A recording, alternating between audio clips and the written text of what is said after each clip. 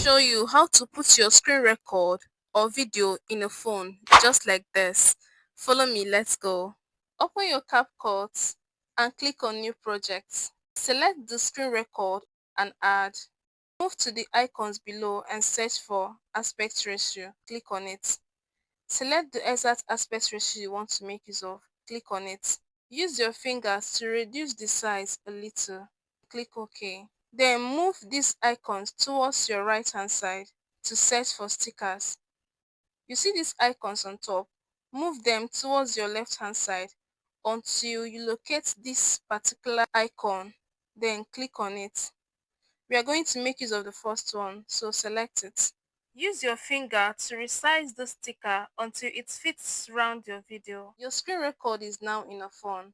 You can then choose to export. Don't forget to subscribe to my YouTube channel. Thank you. See you in our next video.